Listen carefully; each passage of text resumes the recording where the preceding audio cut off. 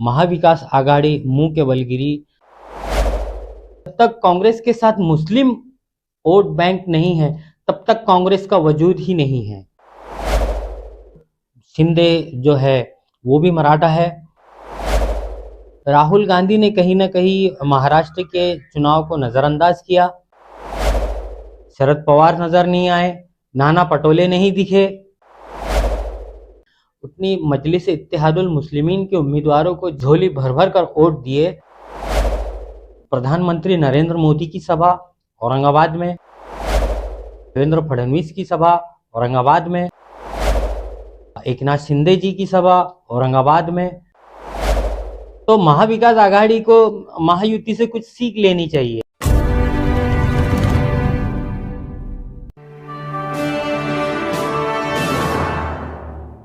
नमस्कार, आदाब, अस्सलाम वालेकुम। स्वागत है आपका फिर से A24 न्यूज़ चैनल में।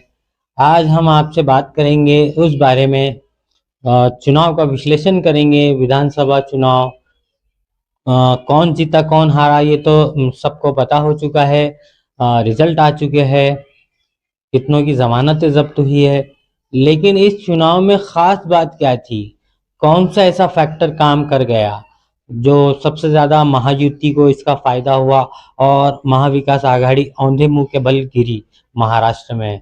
क्योंकि पिछले जब लोकसभा चुनाव के नतीजे आए थे तो सबने यही देखा था कि अब जो है तो महायुति और बीजेपी की महाराष्ट्र में उल्टी गिनती शुरू हो चुकी है। लेकिन इसके विपरीत ऐसी क्या चीजें हुई जिसने महायुति को इतना बड़ा जनादेश दिया। सबसे ज्यादा सीटें बीजेपी की आई, उसके बाद शिंदे शिवसेना की आई और अजीत पवार भी पीछे नहीं रहे, उनकी भी तीसरी पोजीशन पर सीटें आई। और उसके बाद जो है तो कांग्रेस माइनस, उद्धव ठाकरे गट माइनस, शरद पवार तो पूरी तरीके से फ्लॉप हो चुके हैं। बाकी रही छोटी पार्टियों की बात तो उनका वैसे भी बहुत बड़ा रोल नहीं रहता है महाराष्ट्र की राजनीति में और विधानसभा में, जैसे कि समाजवादी है, राष्ट्रीय समाज पक्ष है और मजलिस इत्तेहादुल मुस्लिमीन। मतदाताओं ने सबको चौंकाते हुए सारे ही एग्जिट पोलों पर पानी फेर दिया। सभी लोग संभ्रम में थे, क्या इस बार महाविकास आघाड़ी कुछ जादू कर पाएंगी। राहुल गांधी की जो पदयात्रा थी पूरे भारतवर्ष में, उसका कुछ असर पड़ेगा या महाराष्ट्र की जो लोकल राजनीति है उसमें यह भी देखने को मिल रहा था मतदाताओं में, क्या इस बार गद्दारों को गिराएंगे। लेकिन ये सब कुछ नहीं हुआ। बीजेपी का सबसे बड़ा प्लस पॉइंट अगर देखें हम तो नेशनल लेवल पे प्रधानमंत्री नरेंद्र मोदी ने एक है तो सेफ है का नारा दिया। उसके बाद जो है योगी आदित्यनाथ जो मुख्यमंत्री है उत्तर प्रदेश के, उन्होंने बटेंगे तो कटेंगे का नारा दिया। उसके बाद महाराष्ट्र की अगर हम बात करेंगे तो यहाँ पर भी मोदी और योगी आदित्यनाथ के लगातार प्रचार दौरे होते रहे। उसके बाद जो स्टार प्रचारक थे उप मुख्यमंत्री देवेंद्र फडणवीस, उन्होंने भी अपनी पूरी जी जान लगाकर बीजेपी का प्रचार जोर और शोर से किया। इसके बाद जो है सबसे बड़ा जो कारण बताया जाता है वो है लाडली बहना योजना। लाडली बहनों ने वाकई में बीजेपी के उम्मीदवार और महायुति के उम्मीदवारों को वोट दिए, इसमें कोई दो राय नहीं। सबसे बड़ी जो टर्निंग पॉइंट था पिछले लोकसभा चुनाव में वो था मनोज जरांगी का मराठा फैक्टर।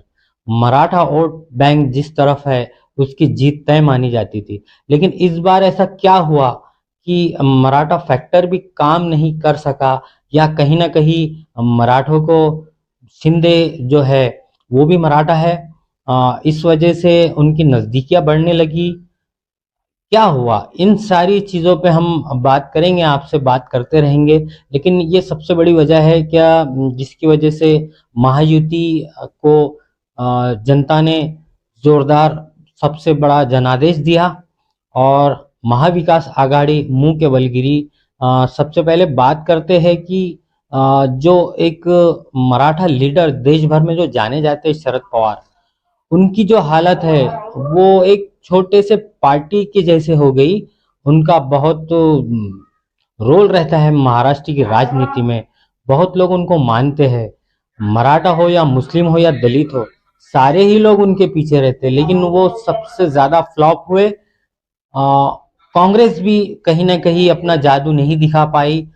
इसकी सबसे बड़ी वजह जो है तो राहुल गांधी ने कहीं ना कहीं महाराष्ट्र के चुनाव को नजरअंदाज किया। जिस तरीके से वो लोकसभा चुनाव या उससे पहले उसके बाद में जिस तरीके से यात्राएं निकालते नजर आए, वो विधानसभा चुनाव में कहीं दिखाई नहीं दिया। उद्धव ठाकरे ने तो बहुत सारे प्रचार दौरे किए, लेकिन जिस तरीके से शरद पवार ने लोकसभा में भरी धूप हो या बारिश हो, अ, वो थमने का नाम ही नहीं ले रहे थे। उस तरीके से कोई जादू इस विधानसभा चुनाव में वो करते नजर नहीं आए। और तीसरी सबसे बड़ी वजह जो है तो बीजेपी ने जिस तरीके से सेन लगाई है, राष्ट्रवादी कांग्रेस के दो टुकड़े हुए, शिवसेना के उससे पहले तो हो चुके थे।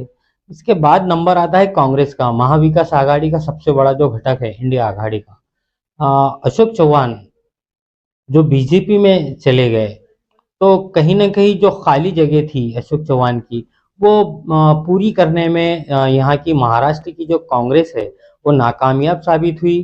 नाना पटोले को भी ले लीजिए, उनको चाहिए था कि अपने जहाँ जहाँ भी उम्मीदवार है वहाँ पे भरपूर प्रचार दौरे करे, चुनाव की कमान अपने हाथ में ले, लेकिन ऐसा नहीं हुआ। हम सबसे बड़ी आपको उदाहरण देते हैं औरंगाबाद पूर्व का ही। यहाँ पर एक ऐसा उम्मीदवार कांग्रेस ने दिया जिसको सारे लोग बोल रहे थे कि ये डमी है, और वैसा ही हुआ। ना ही कोई प्रचार, ना ही किस तरीके से कैंपेन, और ऐसा लग रहा था कि वो चुनाव में ही नहीं खड़े थे। और इस एक एक तरीके से पिछले विधानसभा चुनाव में जो 2019 का विधानसभा चुनाव देखे, तो औरंगाबाद पूर्व में भी कांग्रेस का कैंडिडेट नहीं था, मध्य में भी नहीं था, और पश्चिम में जो उनका कैंडिडेट था उनका फॉर्म किस कारण से, कुछ त्रुटियों की वजह से या कुछ टेक्निकल इश्यूज की वजह से, या उम्मीदवार के प्रॉब्लम की वजह से कैंसिल हुआ था। तो एक तरीके से औरंगाबाद शहर में पंजे का निशान ही मौजूद नहीं था। और इस विधानसभा चुनाव में भी यही हुआ। आ, उनको वोट तो कम मिले ही मिले कांग्रेस के उम्मीदवार को, लेकिन उससे ये साबित हो गया कि जब तक कांग्रेस के साथ मुस्लिम वोट बैंक नहीं है, तब तक कांग्रेस का वजूद ही नहीं है। क्योंकि यहाँ पर सारे मुस्लिमों ने, तकरीबन सभी लोगों ने दूसरी पार्टी को तो वोट किया ही है, लेकिन सबसे ज्यादा जो वोटिंग हुई उतनी मजलिस इत्तेहादुल मुस्लिमीन के उम्मीदवारों को जिस तरीके से मुस्लिमों ने झोली भर भर कर वोट दिए, उस तरीके से महाविकास आघाड़ी के उम्मीदवारों को देने में नाकामयाब हुए।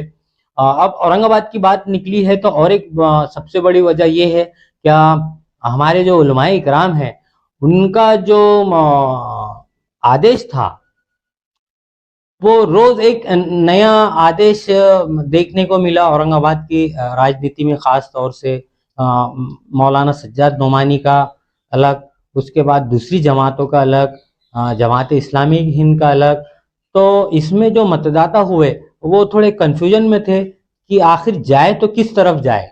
उलमाओं के ऊपर तो बात करने के लिए हम अभी इतने बड़े नहीं हुए हैं, ना इतने बड़े आलिम हैं, लेकिन लोगों में ये चर्चा है कि कुछ सोचो विचार करके या गौर फिक्र करके अगर कुछ निर्णय एक जगह लिया जाता, तो ज़रूर इसका फ़ायदा महाविकास आघाड़ी के नेता हो, या औरंगाबाद में जिस तरीके से मजलिस इत्तेहादुल मुस्लिमीन का एक बहुत बड़ा वोट बैंक है उसको फ़ायदा होता था। लोकल परिस्थितियों को देखते हुए फैसले होने चाहिए थे। जिस तरीके से चुनाव से पहले बातें हो रही थी कि सबसे बड़ा जो मुद्दा था मुसलमानों के बीच वो था गुस्ताख रसूल का मामला, उसको मद्देनज़र रखते हुए अगर कुछ फैसले लिए जाते उलमाओं की तरफ से, तो कुछ और ही देखने को मिलता था। क्योंकि ये भी सोचने वाली बात है, क्या एमएम की वोट बैंक की अगर मैंने बात की है, तो इससे पहले 2014 में भी कितने सालों के बाद इम्तियाज़ जलील के रूप में एक मुस्लिम आमदार औरंगाबाद सेंट्रल में हमें देखने को मिला। उसके बाद 2019 में काजी सलीम के साहब के बाद में एक मुस्लिम खासदार इम्तियाज़ जलील के रूप में यहाँ के लोगों ने बनाया। मजलिस इत्तेहादुल मुस्लिमीन के माध्यम से उन्होंने इस बार अपनी किस्मत आमदार के रूप में आजमा रहे थे औरंगाबाद पूर्व में, और लोगों ने उनको वोटिंग भी की, झोली भर भर के वोट दिए। लेकिन कहाँ पे कमियां रही, क्या क्या हुआ, एक प्रेस कॉन्फ्रेंस के ज़रिए इसकी जानकारी भी इम्तियाज़ जलील ने दी है। फिलहाल हम बात करेंगे क्या महाविकास आघाड़ी ने जिस तरीके से अपने पैरों पे कुल्हाड़ी नहीं, कुल्हाड़ी पे पैर मारा है, ऐसा ही देखने को औरंगाबाद में हमको मिला है। और इसका असर एक तरफ ऐसा बताया जाता है कि महाराष्ट्र की पूरी राजनीति एक तरफ होती है और औरंगाबाद की राजनीति कुछ अलग है। प्रधानमंत्री नरेंद्र मोदी की सभा औरंगाबाद में, उप मुख्यमंत्री देवेंद्र फडणवीस की सभा औरंगाबाद में, एकनाथ शिंदे जी की सभा औरंगाबाद में, पूरी जी जान लगाकर उन्होंने अपने उम्मीदवारों के लिए प्रचार किया।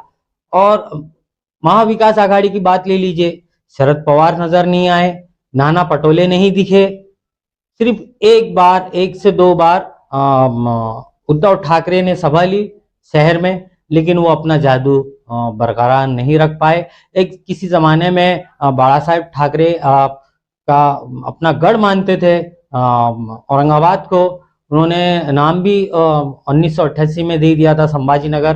खैर, नाम का इश्यू तो बहुत दिनों तक चला, उस पर हम बात नहीं करेंगे और वो विषय भी नहीं है बात करने का। हम चुनाव पे बात करेंगे।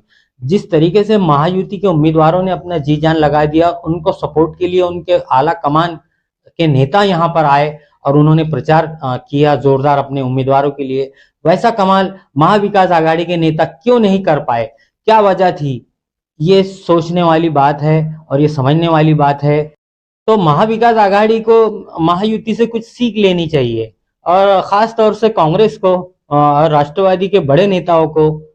एक तो वो अपनी पार्टी भी नहीं बचा सक रहे, और दूसरी बात, जिस तरीके से कैंपेनिंग होना चाहिए विधानसभाओं की, उस तरीके से नहीं कर पाए।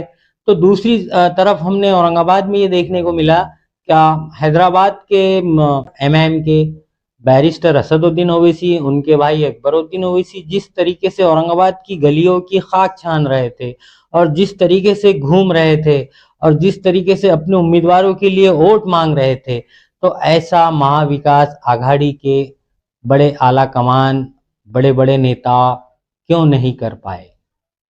तो ये सबसे बड़ा चर्चा का विषय है लोगों के मन में।